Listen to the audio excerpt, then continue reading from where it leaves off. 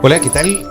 Aquí estamos en una nueva entrevista con El Mostrador. Desde el año 2021 que tenemos una política nacional de inteligencia artificial, pero dada la vertiginosa velocidad con que avanza esta tecnología de uso diario, en este mismo diario nosotros también tenemos varias herramientas que usamos constantemente de inteligencia artificial, pero se hace necesario actualizar las políticas. Y precisamente hace un par de días se entregó un proyecto de ley con un mensaje del presidente para ahondar en esa materia. Y una de las personas que ha trabajado directamente en esto es la ministra de Ciencias, Aysén Echeverry. ¿Cómo estás? Bienvenida acá al Mostrador. Bien, muy bien, muchas gracias por la invitación.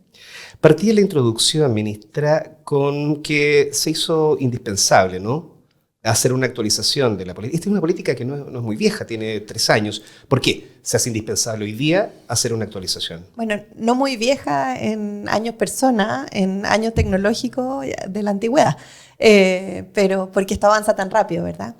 La política que tenemos hoy es una que efectivamente se lanzó en el 2021, se empezó a trabajar hacia fines del 2019. A mí me tocó ser parte del grupo de expertos. Yo en esa época estaba en otro rol, en la NID, exactamente. Y me tocó ser parte del grupo de expertos que elaboró esa política. Y es un tremendo instrumento. Esa política nos dio muchas orientaciones respecto de cómo generar capacidades. A partir de esa política se creó, por ejemplo, el Centro Nacional de Inteligencia Artificial, el CENIA, que es un tremendo actor en esta materia. Algunos grupos de investigación uno de los más importantes de América Latina, ¿no? Pero por lejos. Algunos grupos de investigación en temas de ciencias sociales y inteligencia artificial. En fin, muchas iniciativas y capacidades que hemos desarrollado a lo largo de los años y que hoy día nos tienen liderando a nivel regional el desarrollo de la inteligencia artificial. Pocas veces nos toca liderar en materias tecnológicas y con la IA lo hemos logrado a punta de mucho trabajo. Pero llegó ChatGPT y empezaron estos LLM que cambiaron completamente el mundo. Establecieron una forma donde el humano se relaciona con la máquina de manera directa y estableció una forma de aprendizaje con modelos algorítmicos detrás que es nueva, y eso hizo que nuestra política y todas las políticas que estaban en el mundo quedaran un poco obsoletas porque no consideraban un elemento nuevo, que era el de la ética y el uso responsable de esta herramienta.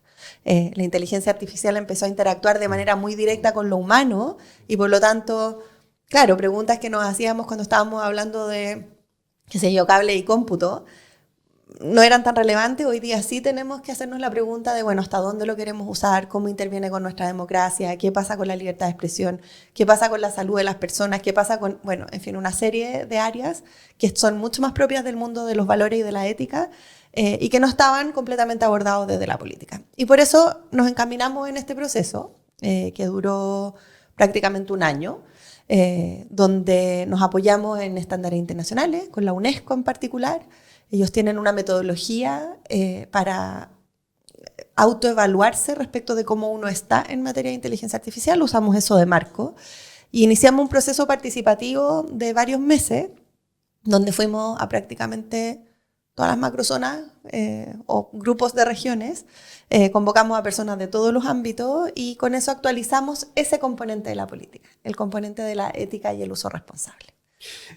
Hablando de la prehistoria, yo recuerdo que me hizo mucho sentido hace un tiempo atrás, y es prehistoria, pero en realidad esto pasó hace poco tiempo, a propósito del test de Turing, que se podía conversar, o hay un juez si conversaba con una máquina y un ser humano, y si es que no lograba identificar quién era la máquina, quiere decir que la inteligencia artificial ya había llegado. Y hoy día ya hay premios, ¿no? Está el premio Loebner, que es un premio que se le da a las máquinas que ya no se puede distinguir si son máquinas o humanos. Esa es la realidad que hoy día está muy día. Y es una realidad, como decías también, que es global. Se necesitó también, me imagino, que revisar legislación comparada, ¿no? Bueno, en el proceso nos dimos cuenta de varias cosas. Lo primero es que la política también se volvió insuficiente. Y por eso decidimos avanzar en regulación y antes de ayer ya pudimos presentar al Congreso un proyecto de ley específico para regular el uso responsable de la inteligencia artificial. Pero lo que tú dices es muy cierto. Aquí estamos hablando de tecnologías que no funcionan en la lógica de fronteras, que es la lógica con la que funcionan nuestras leyes y nuestros tribunales. Correcto. Entonces se establece un desafío mayor. Yo soy abogada de formación, entonces a mí estas cosas me gustan, pero hay una complejidad muy grande de establecer regulaciones para cosas que cambian constantemente, como la inteligencia artificial, y que además funcionan en lógicas que son distintas que las lógicas de nuestras leyes, que es la territorialidad. Entonces ahí el trabajo internacional que se hace de mirar cómo lo están abordando los otros países, de tratar de establecer modelos regulatorios que sean más o menos parecidos para que puedan conversar unos con otros, se hace imprescindible por dos razones. Uno, para que la regulación de uno no sea un simple saludo a la bandera, porque en verdad nadie más está en esa línea, digamos. Y dos, porque también es una buena forma de promover la innovación. Si uno tiene modelos regulatorios que son parecidos con otros países que además están desarrollando la tecnología, nuestras tecnologías pueden ir y venir entre los países con mucha mayor flexibilidad. Y eso es una tremenda herramienta para promover la innovación también. Así que ahí estuvimos de cabeza, mirando qué hacían el resto de los países. La discusión en el Parlamento Europeo fue evidentemente muy relevante a la hora de decidir cómo avanzar. Y terminamos con este proyecto de ley que presentamos antes de ayer y que nos tiene súper entusiasmados. Vamos a entrar sobre todo en lo que son los riesgos que ustedes advierten. Pero antes de pasar a eso y pensando en lo que es la legislación comparada, cómo lo abordan distintos países, leyendo este proyecto, ustedes hacen mención de cómo lo ha abordado Estados Unidos. Y ahí se plantea un problema ético también, incluso en la mera forma en que esto se busca regular, ¿no? Porque Estados Unidos le entregó a las propias empresas de tecnología la voluntad de la autorregulación. La autorregulación de por sí ya es un tema bastante complejo, ¿no? Quien se regula a sí mismo. Pero estamos hablando de gigantes tecnológicos y que les entregan a ellos esta voluntad. Como por ejemplo, la transparencia para poder comunicar cuándo estamos frente a un contenido hecho por la inteligencia artificial y cuándo está hecho para seres humanos. ¿Qué opinión te merece esta idea de entregarle la autorregulación a los gigantes tecnológicos? Tengo algunos matices que creo que son relevantes a la hora de entender, porque miramos el modelo norteamericano con mucho énfasis también, y ha ido evolucionando.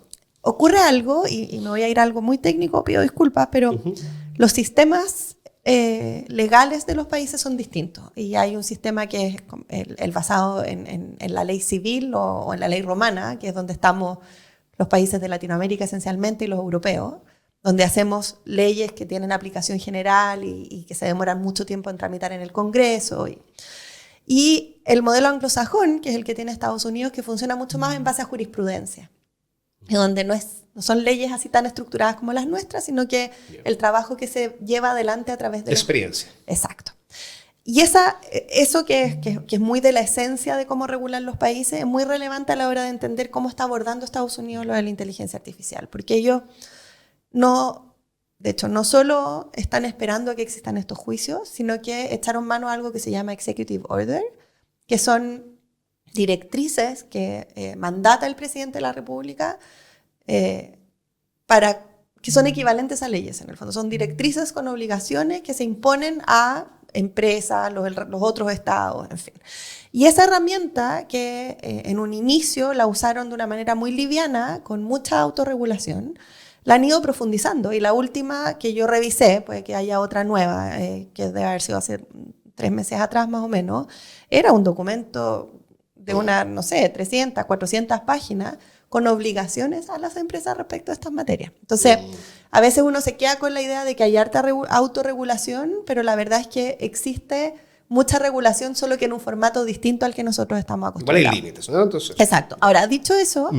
Nosotros sí tomamos algunos elementos de autorregulación en la ley, porque en esta lógica de una tecnología que avanza tan rápido, era muy necesario tener una estructura que le diera como movimiento de cintura, ¿verdad? Sí, claro. Que nos permitiera ir actualizándose rápidamente y que lo hiciéramos teniendo a la mano, en el fondo, la mayor información respecto del estado del arte y del avance de la técnica. Entonces, para eso, la ley crea este comité técnico permanente de inteligencia artificial que tiene al sector público, pero también a las empresas, también a la sociedad civil y también a la academia, y que tiene 2 obligaciones que son muy importantes. La primera es ayudarnos a clasificar el uso de las tecnologías según su riesgo, que no es poca cosa. Y lo segundo es dotar de contenido a las obligaciones que tienen las empresas dependiendo del riesgo. Por ejemplo, un uso de inteligencia artificial que es de alto riesgo, tiene que tener sistemas de monitoreo de incidentes de ciberseguridad, ¿verdad? Porque necesitamos saber que la cuestión esté funcionando bien. Esa es la obligación. Ahora, tiene que monitorear una vez al día, una vez a la semana, cada 30 segundos, una vez al año. Ese tipo de cosas dependen del estado de avance de la técnica y es lo que este comité técnico nos va a ayudar a definir. Ahora pasando al proyecto de regulación que se acaba de presentar. Ustedes identificaron distintos niveles de riesgo. Hay cosas que siempre están dentro de lo que uno podría imaginar como un peligro, ¿no? Como la manipulación subliminal, como la suplantación de personas, ¿no? Precisamente hablando del test de Turing. El universo es bastante grande de riesgo. ¿Cómo fue que en esta lograron acá bajar estos desafíos, estos riesgos y cómo los clasificaron? Bueno, el proyecto propone 4 categorías. Una categoría de riesgos inaceptables, que es un listado de usos de inteligencia artificial que está taxativo en la ley, donde aparece la manipulación subliminal, algunas materias vinculadas con acciones o tecnologías que puedan poner en riesgo la vida o la salud salud mental de las personas, que sabemos que existen muchas de esas. Y claro, la honra no entra dentro de esa categoría, sino que lo pusimos en la segunda. Y así un listado taxativo que se construyó en base a toda la discusión internacional que ha habido en esta materia. Tenemos consenso en que los deepfakes de niños con connotación sexual en los colegios no son aceptables. Correcto. ¿Verdad? Nadie pone en duda aquello. Y por lo tanto eso está dentro del listado y eso se construyó de esta conversación que tuvimos a nivel nacional, pero también mirando las experiencias comparadas. Disculpe, antes de continuar, pero cuando la regulación se fija, en este caso, considerando lo que es inaceptable, ¿qué ocurre cuando eso que es inaceptable se lleva a cabo igual? Aplican las sanciones que están establecidas en la ley. Entonces la ley tiene un régimen de sanciones administrativas que aplica la Agencia de Protección de Datos y por lo tanto quien lo hace tiene que pagar una multa sustantiva. Y además aplican las acciones regulares que tiene nuestro sistema a través de los tribunales de justicia, donde además quisimos acelerarlo a través de procedimientos sumarios. Entonces, eso es lo que se activa. Si usted hace una utilización que tiene un riesgo inaceptable, van las multas. Perfecto. ¿Qué tenemos después del riesgo inaceptable? Hay soluciones o usos de la inteligencia artificial que tienen un riesgo elevado. Por ejemplo, si yo voy a usar herramientas de inteligencia artificial en base a información biométrica, mi cara, mi huella digital, mi información, no sé, del tipo de sangre, en fin, hay un riesgo elevado, ¿verdad? Porque yo lo puedo utilizar para apoyar en el diagnóstico de la salud o lo puedo utilizar para discriminar a la hora de contratar a una persona, ¿verdad? Correcto. Esa, al ser una situación de riesgo elevado, entra en esta segunda categoría. ¿Qué va a ir en la segunda categoría? Es el comité experto el que nos va a ayudar a identificar dónde entran. Yo uso esto de ejemplo porque ayuda a comprender, pero evidentemente va a haber un comité que nos va a ayudar a aquello. Y lo que decimos respecto de los usos de riesgo elevado no es que no se pueda utilizar, porque necesitamos esas herramientas, por ejemplo, apoyar en los diagnósticos de salud. Pero si usted lo va a utilizar, hay una serie de obligaciones que aplican. Obligaciones de transparencia, es decir, oigan, aquí se está usando un algoritmo, estos son los datos que estamos utilizando, estos son los riesgos asociados. Obligaciones en materia de ciberseguridad, obligaciones en términos de manejo de datos, los datos que yo entrego que sean utilizados solo para eso y que no vayan a parar quién sabe dónde. Y así una serie de obligaciones que en el fondo le ponen un rayado de cancha a este riesgo elevado y que nos aseguran que ese riesgo se mitigue y que las personas que se puedan ver afectadas tengan la mayor cantidad de protección posible. Es decir, no prohibimos que se use porque es bueno y sabemos que ayuda, pero pongamos cierto resguardo y asegurémonos de que se cumplan con ciertas obligaciones. La tercera categoría es de riesgo moderado. Por ejemplo, un sistema que voy a inventar, ayude con la priorización del tránsito en las calles, ¿verdad? Hay un grado de riesgo porque incide en la toma de decisiones de las personas, no está en riesgo la salud y la vida de las personas porque, bueno, estamos hablando de autos que se mueven por la calle para evitar, qué sé yo, el taco. Y en ese caso, las obligaciones son mucho más sencillas y tienen que ver solo con información. Es informarle a las personas que están frente a una inteligencia artificial y que esa inteligencia artificial está incidiendo en la información que se les entregan, y esa es una forma de empoderarlos, ¿verdad? Y también de dar la opción de decir, pucha, yo no quiero hacerlo de esta forma, prefiero otro sistema. O, por ejemplo, una inteligencia artificial dentro del Estado que entregue información a los ciudadanos. Hay un riesgo moderado, claro, porque estamos hablando de información pública, se trata de un organismo del Estado. ¿Hay un riesgo vital? No, por supuesto que no. El ciudadano tiene que estar informado si que está interactuando con una inteligencia artificial. Y el último es cuando no hay riesgo. Y aquí entran muchas de las aplicaciones que nosotros usamos todos los días, la que te recomienda películas o música o comida. El riesgo es bien bajo, o sea, ver una mala película a nadie le pasa nada, digamos, lo más cambia el canal y ya está, digamos. Y en esas no se establecen obligaciones porque entendemos que tiene que fluir, es parte de la innovación y bueno, no hay ningún derecho fundamental ni ningún riesgo y por lo tanto no hay una necesidad de entrar en regulación. Y en política, ministra, ¿dónde podría caber, no sé, pensemos, digamos, lo que pasó en Estados Unidos con Cambridge Analytica?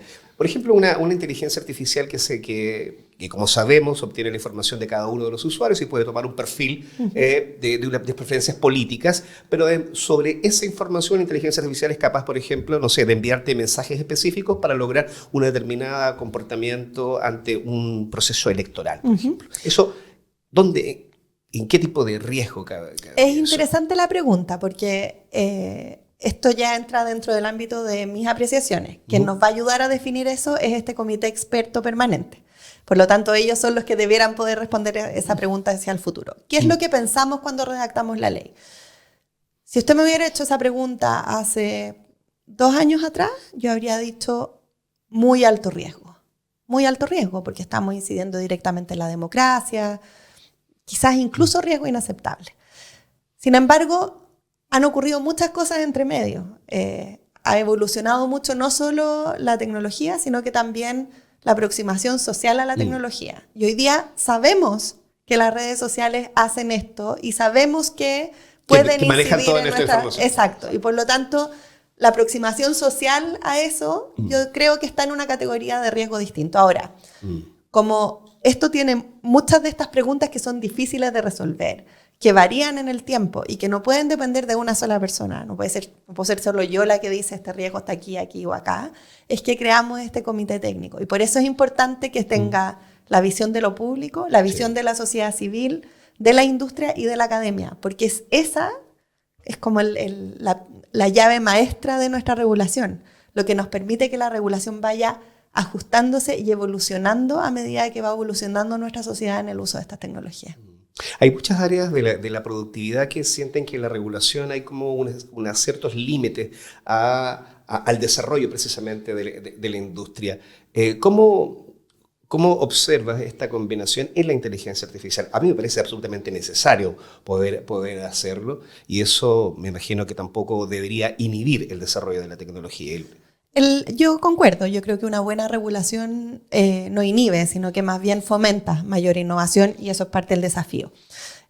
Nosotros lo abordamos desde 2 ámbitos esencialmente. El primero es que, a diferencia de los europeos, nosotros establecimos los mecanismos de control después de que la tecnología se está utilizando, no antes, ¿ya? Uno puede decir, la tecnología no se puede utilizar o no puede ingresar al mercado hasta que me haya demostrado que cumple con 1, 2, 3, 4, 5, 6, 7. O yo le puedo decir, si usted está acá, cumpla con 1, 2, 3, 4, 5, 6, 7. Si mete las patas, le aplico una multa grande, ¿verdad? Nosotros optamos por este segundo camino. ¿Por qué? Porque el análisis es difícil y es extenso y puede tomar tiempo. Y el tiempo es esencial cuando hablamos de innovación. Nosotros necesitamos que esto sea ágil. Eso fue lo primero. Y lo segundo es que la regulación innova con estos sandbox, se llaman, que son espacios controlados de prueba de las regulaciones. Y lo que permite es que cualquier organismo público que quiera incorporar inteligencia artificial o que quiera ayudar a las empresas a que incorporen inteligencia artificial en los procesos, lo pueda aprobar en un ambiente controlado para saber si es que cumple o no cumple con la normativa. Y eso tiene algunos incentivos. Por ejemplo, Si hay una empresa que está desarrollando una inteligencia artificial que ayuda a, qué sé yo, a los proveedores de zapatillas a entender qué está pasando con el mercado, eso puede tener un riesgo de libre competencia. Y por lo tanto, esa persona va a poder ir a la Fiscalía Nacional Económica y decir, oye, yo quiero probar mi algoritmo para ver si es consistente con las normas de libre competencia. Y en ese probarlo, si se da cuenta de que sí va en contra, no le van a aplicar las multas porque está en el espacio de prueba. Y va a poder corregirlo y ajustarlo de una manera que sea consistente con la regulación. Esa herramienta es fundamental porque permite que todos los nuevos desarrollos puedan partir en un ambiente seguro, sin riesgo de infringir la normativa y además en un vínculo estrecho con el regulador, lo que es muy bueno para la coordinación público-privada. Uh-huh. Volviendo al tema de que estamos frente a una situación que es de carácter global y que hay políticas en diferentes partes del mundo, este proyecto que se presenta ahora, ¿consideras que está a la vanguardia? ¿Estamos actualizados en esta materia? Absolutamente. Sí, de hecho, lo digo yo, bueno, viene de cerca la recomendación, pero lo hemos comentado y lo hemos trabajado en el proceso con representantes de organismos internacionales y yo converso mucho con mis pares, ministros de ciencia o de tecnología del mundo, y la verdad es que es de los primeros proyectos que se están poniendo o presentando en los congresos con una regulación comprensiva. Pero además, en el caso de los europeos, que están más adelantados, muchas de las cosas que nosotros incorporamos en nuestra regulación, ellos lo ven con muy buenos ojos, como por ejemplo esto de la evaluación ex post. Hoy día hay una discusión muy importante, bueno, ¿cómo vamos a implementar la ley en Europa? Que nosotros nos pusimos el parche antes de la haría en el fondo. Pero además es una ley que conversa muy bien con las otras regulaciones y que por lo tanto creemos, todavía está verde, digamos, pero estamos recogiendo las primeras impresiones de los distintos actores en Chile también. Creemos que puede ser también un buen incentivo para las empresas tecnológicas para invertir más y para la sociedad civil para volverse mucho más activo en la protección de los derechos ciudadanos en esta materia. Así que sí, a nosotros nos tiene bien entusiasmados. Como para ir cerrando, hubo un momento en la historia del siglo XX en donde la humanidad se puso de acuerdo frente a los riesgos que significaban las guerras mundiales después de la Segunda Guerra, ¿no? Y se creó así Naciones Unidas y una serie de herramientas multilaterales. Hoy día estamos hablando de un riesgo que es inasible, pero que es completamente del día a día, ¿no? Es inminente. ¿Qué tan efectivo puede ser tener una regulación nacional cuando estamos hablando de algo como lo que mencionaba recién, que es algo supraterritorial? ¿Hay, en términos chilenos, habrá algún momento agua en la piscina como para que los países puedan mancomunar conocimiento y apuntar hacia una regulación más de carácter multilateral? Tiene que haber. Es indispensable que la haya. Es indispensable que la haya. Por eso nosotros pusimos tanto énfasis en ajustarnos con los que ya están regulando. Por eso estamos participando activamente en Naciones Unidas en la preparación de la Cumbre del Futuro, que es este llamado que hizo el secretario general a ponernos de acuerdo en varios temas. Pero en el ánimo de ser más optimista, ya hay avances sustantivos. La UNESCO estableció estos principios éticos para el uso responsable de la inteligencia artificial hace un par de, creo que no 2 años todavía, que nosotros usamos de base para las distintas cosas que estamos haciendo, pero que suscribieron 197 o 198 países del mundo. Lo que no es poca cosa. No es una regulación dura, ¿de acuerdo? No es una gobernanza estricta, pero que 197 u 8 países se pongan de acuerdo en decir esta es una tecnología muy poderosa, que tiene que poner a las personas al centro, que tiene que utilizarse con ciertos resguardos, ya es un tremendo avance. Y hoy día son muchos los países que están usando la metodología de UNESCO para autoclasificarse, y eso lo que genera un efecto dominó, donde todos nos empezamos a mover en una dirección parecida. Y eso es muy bueno para el multilateralismo siempre, pero es muy bueno también para la construcción de humanidad. Yo soy esencialmente optimista y creo mucho en estas cosas. Y este tipo de movimientos que a veces se ven menos que la discusión más inmediata y contingente, a mí al menos me dan algo de esperanza de lo que viene. Que bueno, vamos a hacer una consulta, lo vamos a pegar en este mismo, para los que nos van a ver en esta entrevista. En esta misma entrevista, al final, vamos a preguntarle al chatbot de OpenAI qué piensa de la regulación de la inteligencia Buenísimo. artificial, para ver también, digamos, qué respuesta nos da. Muchas gracias, ministra, por acompañarnos acá y darnos a conocer esta interesante nueva legislación. Muchas gracias a ti por una muy buena conversación.